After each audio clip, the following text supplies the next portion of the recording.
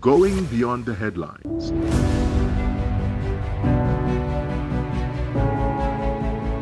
Asking the questions you want answered. Exploring government policies and how they impact you. We are delving deeper.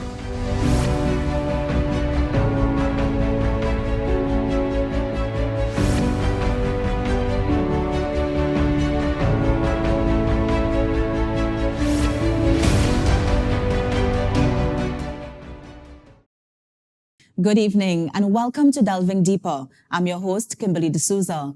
Joining us this evening is the Minister of Public Utilities, who we are welcoming back for a second time, Minister Marvin Gonzales. Minister, good evening. Thank you very much, Kimberly, and it's always a pleasure to be part of this program. Of course. And joining us this evening is the Chairman of the Water and Sewerage Authority, Mr. Ravi Nanga. Mr. Nanga, good evening. Good evening, Kimberly. Nice to be here. Well, I'm going to start with you first, Mr. Nanga. And of course, we know that the WASA transformation is the big topic right now. But before we get to that, I want to actually talk about the potholes and the water lines that we've been seeing. Now, there was one recently in St. James, and these potholes are causing damage to our roadways. How many complaints have you received for the year? That's the first part. And secondly, why is this still an issue in 2022? All right. Well, the difficulty with those potholes that are appearing is because of the aged infrastructure. Unfortunately, when we came into WASA as a board in 2020, we met a company that did not have a maintenance schedule. So you have water lines in the country, more so in the northwestern part of the country, that are very aged, in some instances over 100 years old. And instead of replacing these pipes over the years, the authority would simply repair them. And I think now we are seeing where their total collapse is taking place, causing sinkholes, etc. So that what we are doing now, we are mapping where these leaks occur, where these potholes pop up in that size, and we are now looking to replace the lines as opposed to simply doing repairs and patchwork. Right. Now, is there a way for us to identify, for example, the pipes are old? So isn't there a way for us to say, okay, this pipe is old, let's go repair this now rather than waiting for the sinkhole to appear? And that is what we are doing now. In fact, we are currently going to approach a company, a foreign company, that would bring that technology to us. What we're doing as well is we have started mapping where leaks reoccur. So for example, you would repair a leak today, 100 yards up the road, another leak would appear in a week's time, etc. So we have started mapping those. If that occurs, it suggests that you have a problem with your pipeline as opposed to an isolated incident. So we are using that as well. We have already gotten the cabinet approval for the Northwest water improvement project. And part of that project is the replacement of these old lines. In fact, I left a board meeting on Monday where we are now discussing the Northeast water improvement program. And in that program as well, a number of lines have already been identified that would be replaced. So that we are hoping with those projects coming on board, and of course that's Northeast, Northwest, a similar project will come on stream for Central, South Tobago. And as part of that project, we are identifying those critical lines so that in the near future, those potholes that are appearing around the country, we are hoping that would be a thing of the past as the lines are replaced. Of course. Minister, I want to get your thoughts on this. So as the chairman rightly said, we have decided to undertake some major capital investment program around the country. We started in Northwest water improvement program, Northeast, Central, Southwest, Southeast, and in Tobago. But when you look at these projects, what you would see is that we have a component for technology and the introduction of technology. Because one of the things that we have to do to reduce the number of leaks on WASA's distribution and transmission system is to install pressure reducing valves and pressure management technology. So when you install pressure reducing valves and other technology that will regulate the pressure to get it up to the higher points without causing disruption to our roads and to the leaking pipelines, you will see a dramatic reduction. We expect to see a dramatic reduction in the incidence of leaks across WASA's distribution system. You ask, why is it happening in 2000 or 2022? It is going to happen because we can't get away. To remove the aging infrastructure and aging pipelines on WASA's distribution system across Trinidad and Tobago, you're talking about a multi-billion-dollar investment. Yeah. It will cost billions of dollars. Do we have billions of dollars just to remove all the aging pipelines around the country? We simply don't have that amount of financial resources that are available to us. But what we can do is manage the burst frequency by introducing technology. And when they do occur, the utility company will respond expeditiously to repair the leaks, to plug the leaks, and to restore the roads. And that is where our focus is on. Now, as you're on the topic of restoring the roads, I wanted to know what sort of arrangement does WASA have with the Ministry of Works and Transport in terms of when WASA goes and they do their repair work and they have to repave the roads? Because I've seen sometimes a sort of ping-ponging where Ministry of Works is like, listen, this is WASA's job. And then WASA is going to respond and say, no, this is the ministry's job. So who exactly has responsibility for repaving the road after WASA finishes with its repair works? WASA has the responsibility to restore the roads once a leak is repaired and the road surface is disturbed in order for that leak to be repaired. It is not the Ministry of Works' responsibility, neither is it the responsibility of the Ministry of Rural and Local Government. It is WASA's responsibility. And what we've done over the last couple of months is to partner with the regional corporation, with the Ministry of Works and Transport, where WASA might be having some challenges in getting the asphalt, because we do have a challenge with respect to asphalt, which would have militated against the utility company's ability to repair the road in a very expeditious manner. So what the Ministry of Works has done recently is to allow WASA access to its plant at Agua Santa to provide the material once the material is available. So WASA will get the material from the Ministry of Works free of charge, and they will utilize their crews, their backhoes, their trucks, etc., to repair the roads. Where it might be very difficult to get it from the Ministry of Works, we utilize external contractors that have access to their own batching plants, etc. And we are now partnering with them, where they can utilize their services and their resources so as to allow the utility company to restore the roads expeditiously. So before, WASA was mainly utilizing the material from those plants and the Ministry of Works, but now we are partnering with contractors that have that capacity, and they are now working with us to ensure that the roads are repaired up to appropriate standards. And so far, we are seeing positive results on that. I have seen evidence in Diamond Vale, in Carenage, in Five Rivers, in Point Fortin. Last night up Central Trinidad, I've seen where a number of potholes were repaired by some of our private contractors, and we're looking to ramp up that in the coming weeks. Well, at the government level, we are looking at the operation of Lake Asphalt. Lake Asphalt was removed recently from Ministry of Energy to the Ministry of Works and Transport, because the government has recognized that is a serious challenge. We are talking to some of our CARICOM partners in Jamaica, in Barbados, and in Suriname. And very soon we will see an uptick in the importation of bitumen and other material. And so while all of that is happening, we are seeing where the challenge with respect to getting asphalt and getting material, that challenge is slowly, we are turning the corner on that. And local contractors, they now have access to the material. Ministry of Works, they now have better access to bitumen, etc. And I have seen in a number of cases over the last 2 to 3 weeks where WASA was able to get a number of material, large sums of material from the Ministry of Works and Transport to undertake and to ramp up their road restoration process. So recently, the Board of Commissioners of the Water and Sewerage Authority, working collaboratively with the Ministry of Public Utilities, we've launched our leak management repair program. And over the last 5 or 6 months, the Water and Sewerage Authority was able to repair over 15,000 leaks on its distribution system.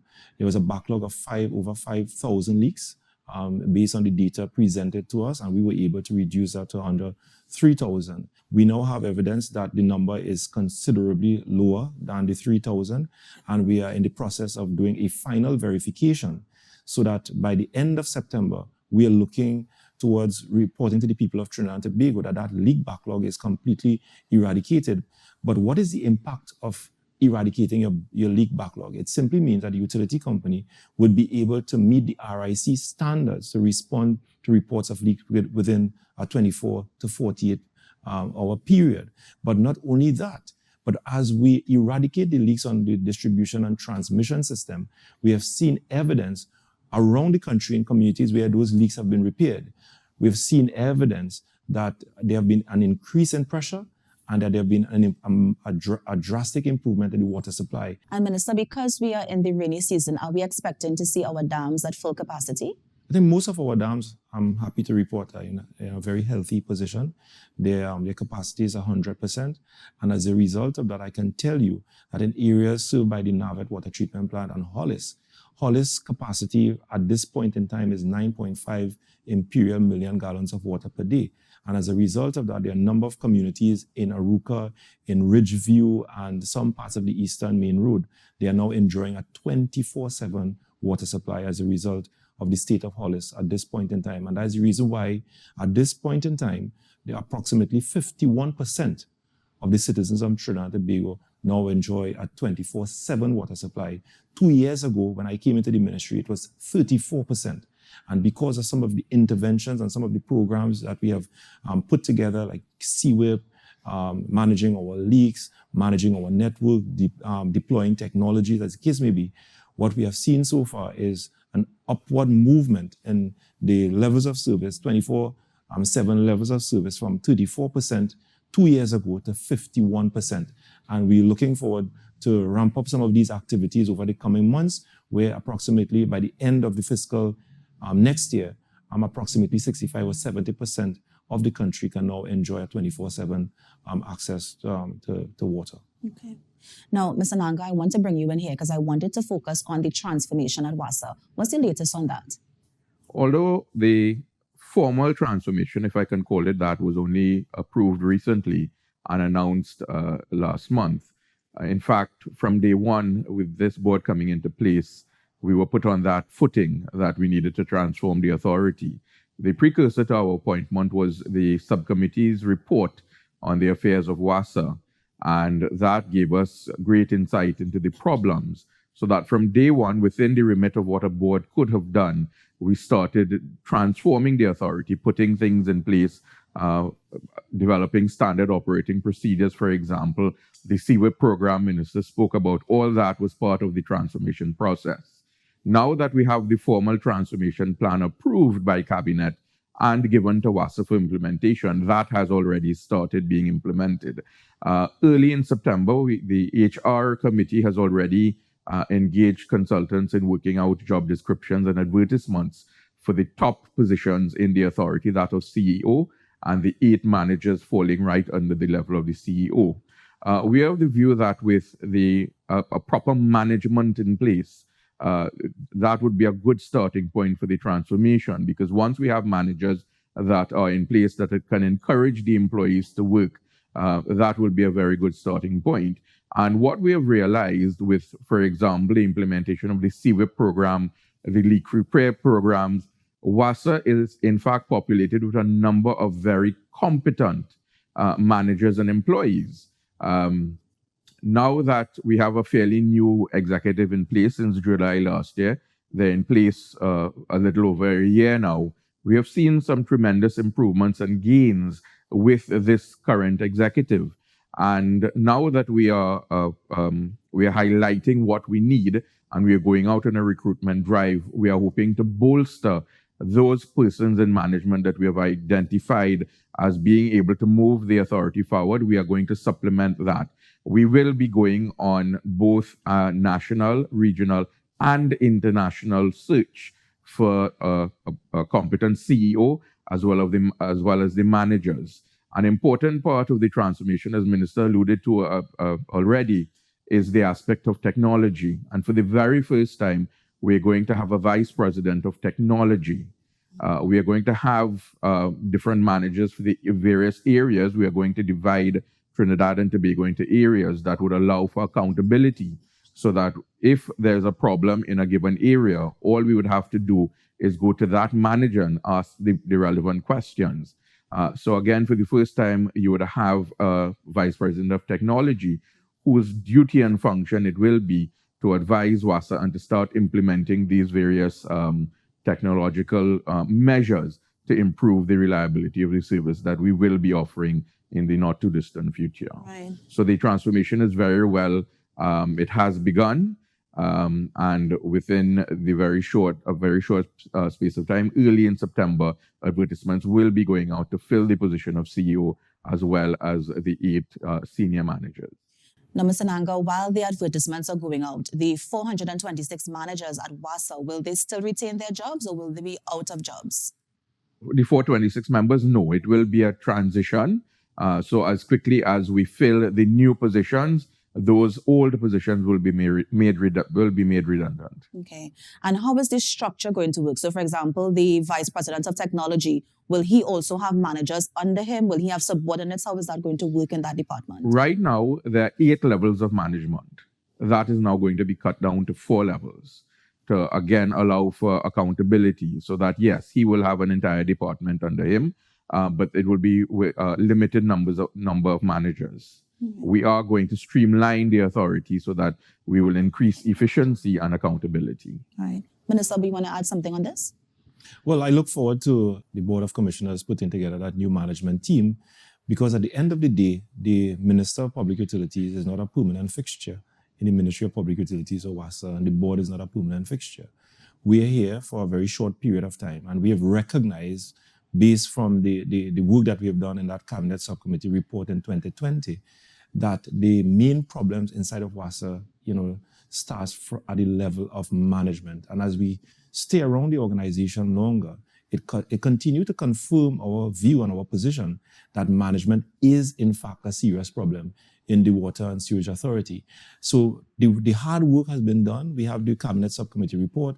We have a strategic action plan for the improvement of water supply across the country. That was completed. The transformation plan was completed. The water improvement strategy and plans for the various regions around the country, they were all completed. What we need at this point in time is a team of competent, well-resourced, energetic managers to take this thing forward within the shortest time possible so that the people of Trinidad and Tobago all across the board can see an improvement in their water supply. That's all I'm looking forward to. Of course. Now, going back to your point that you were making in terms of making the staff redundant, how much is that expected to cost WASA?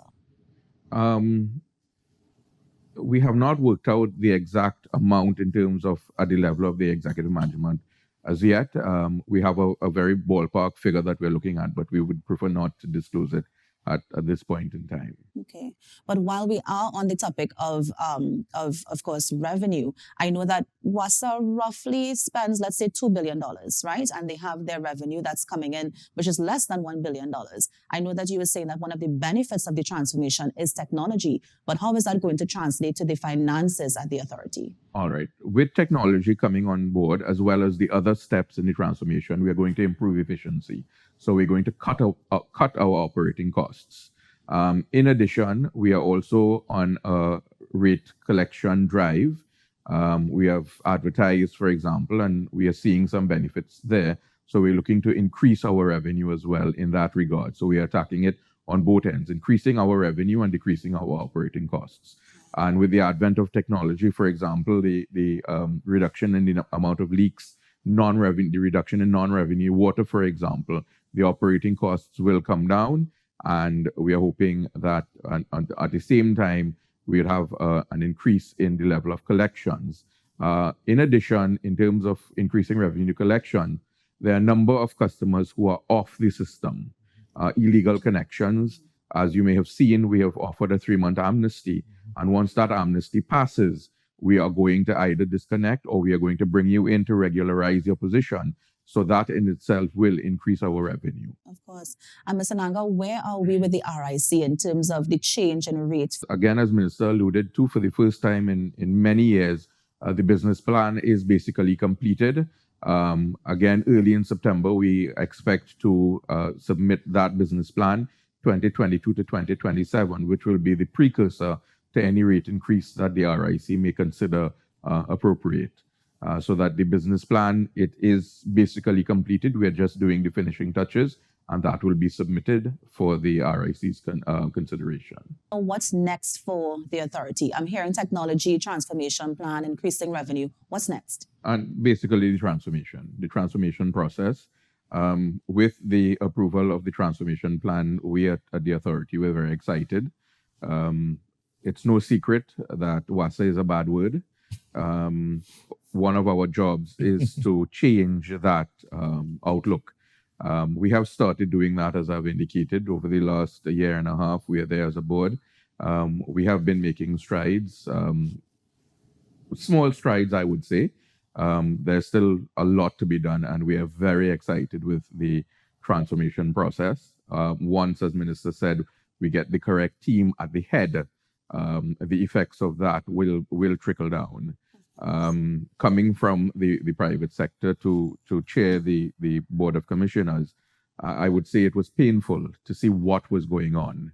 And we are very much committed to changing the outlook at the authority and allowing the citizens to get a very efficient supply of water.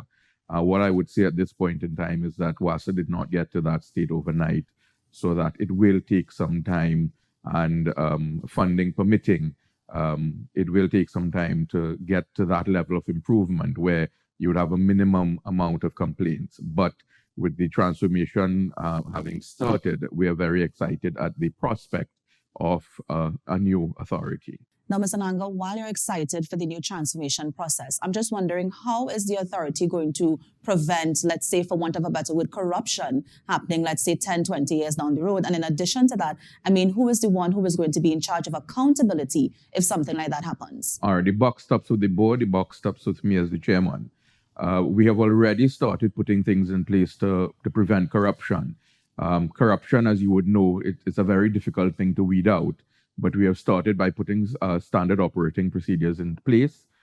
We are bringing on board a computerized system where it will minimize the opportunities for corruption. We are putting things in place that will tackle the corruption. There is a whistleblower system in place at the authority that we get reports that are sent to internal audit. And as quickly as we see holes there, we are plugging those holes, and we are developing the policies and procedures to battle that. In terms of the next 20, 30 years, once the other boards follow the procedures that we are putting in place, and of course, with anything, they would have to update them, corruption will be put to a minimum. Once we see any semblance of corruption, investigations are taking place, so we will report it to the fraud squad, and the chips will fall where they may. Of course. Now, I know that Minister would have mentioned that it is a local, regional, and international drive for these new employees. What about the employees who may be thinking, why is somebody internationally coming over to take a job that I want? No, nobody said an international person is coming on board. If a Trinidadian stands out as the best that we are able to find, by all means, and we do, and we recognize that we have the local talent. But what we want is the best for the authority. And perhaps the best may not be in Trinidad, but that does not preclude a Trinidadian from being appointed as the CEO or any other of the managers. But given the enormous task that we have, we want to ensure, and that is why we have extended the search regionally and internationally. Regionally, for example, the Bahamas, Jamaica, I just returned from Grenada, they all have very efficient water companies, so that if a candidate comes out of any one of those jurisdictions that is in the best interest of the authority, by all means, that person will be appointed. If a Trinidadian comes out on top, by all means, what the board will be doing is they will be selecting the best person. It may very well be a Trinidadian that has gone abroad and broadened his horizon. So I noted in one of the daily papers, they said a foreign CEO for WASA. I don't know where anybody got that from. The search is international. The selection may very well be local. But what we want to make sure is that WASA is not stymied in its search to attract the best and brightest talent. Of course. And final thoughts, Mr. Nanga? Yes, as I said, we are very excited with the transformation coming on board. We have already started seeing the effects of that transformation. The Sewerage program is one of the the highlights of the collaboration between the ministry and the authority. And I must say that we have had tremendous support from the minister. I do not think I have ever picked up the phone and called the minister once and gotten no as an answer. I think the minister recognizes he has a board that he can work with and fully supports his initiatives. The minister is very passionate. At times on a Sunday, I'll be getting messages as things flying into his mind, and we are working together to improve the authority. So with that type of support, we are already seeing the improvements. You would recall last year, around the middle of last year, everybody was joking when the minister and two other of his colleagues went to open a standpipe. There was a big picture, and I don't think the population understood what it represented. And it was a big joke until the ministry had to step in and explain what that meant. And that was one of the very first sewer projects that was completed. And what the opening of that standpipe represented is that for the first time in the history of Trinidad, 10,000 citizens got a reliable supply of water.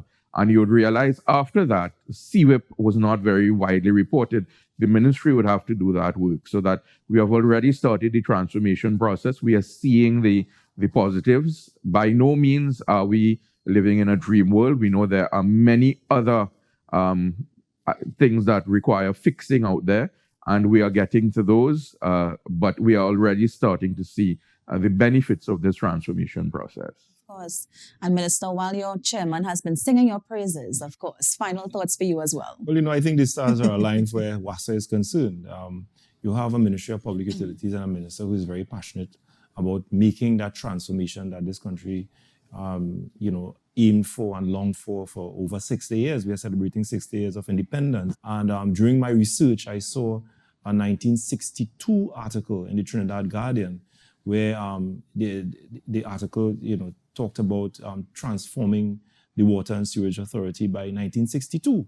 And here we are in 2022, still talking about the transformation of WASA. But I think on this occasion, we have a board of commissioners who are very, very passionate about this transformation process and is very supportive of the government's thrust to transform the Water and Sewerage Authority.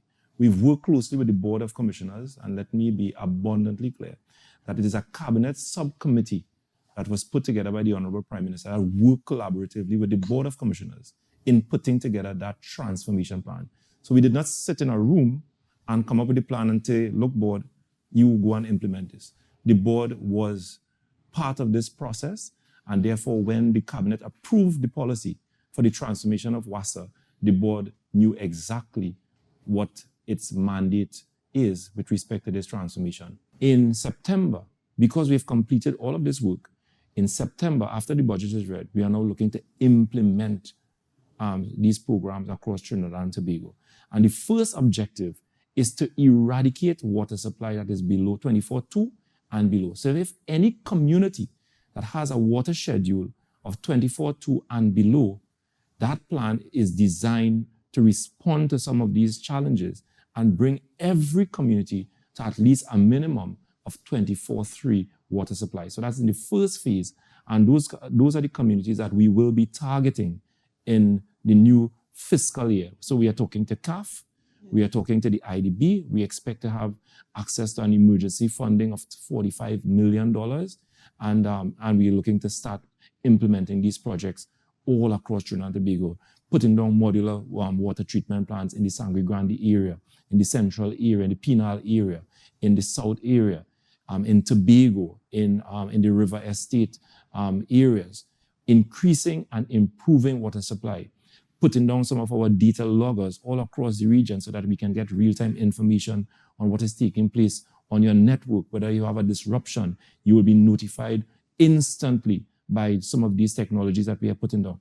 We are going to rehabilitate the Caroni water treatment plant, the North Oropus water treatment plant, the Penal water treatment plant, the Freeport water treatment plant, in Cabdeville, Granville, in Tobago, Corland.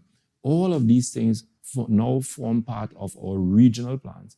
Getting those plants up to their design capacity to produce water, but making sure that your network is redesigned in such a way that it can get the water into the homes of every single citizen. So it is going to be a very exciting year. Of course. Now, Minister, you mentioned budgets. I can't have you here and not ask.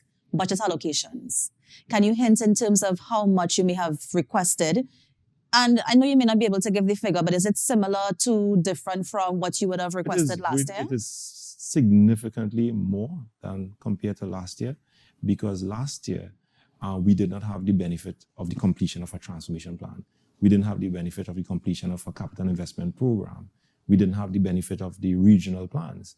So last year, we were busy putting together that transformation document, as well as putting all these plans for water improvement. So now that we have all of that together, we now have a clear idea as to the financial resources that we need to improve water supply across Trinidad and Tobago, and it is somewhere in the region of $700 million. It makes absolutely no sense, Kimberly, that you get access to $500-600 million, but you have not addressed your capacity and your project management capacity to deliver on these projects. One of the key problems that we have in Trinidad and Tobago is not money, I can tell you over the years, WASA got maybe $2 or $3 billion to run its capital investment program. Its execution rate is abysmal. And you hear union leaders talk about not, starving WASA for resources and financing. That is a big lie. It must not be repeated and it must not be tolerated, because WASA got billions of dollars to run its capital program. And the result of that, because of the dysfunctions within the organization, because of the management problem within the organization, even though the state allocated large sums of money to improve water supply, the dysfunction within the organization resulted in that money never being utilized to improve water supply to the people of Trinidad and Tobago. On this occasion, the Ministry of Public Utilities and the Board of Commissioners, we have recognized that. And whilst we continue to partner with the Ministry of Finance to get access to the funding, project management is a key pillar that we are looking at, because when we get access to this funding, we must be able to deliver on these projects within the next year and within the next 2 years, because the people of Trinidad and Tobago will only judge us when water starts flowing through their taps. Minister Gonzales, Mr. Nanga, thank you so much for coming in on this episode of Delving Deeper and just sharing about WASA's transformation plan. And I look forward to see exactly what's going to happen with the authority in the upcoming years. So thank you so much. Thank you for having us, and I look forward to the 3rd episode. Nice. Thank you very much. Of It was course. our pleasure. Join us again at the same time next week for another edition of Delving Deeper. I am Kimberly D'Souza, and on behalf of our entire crew, have a good night.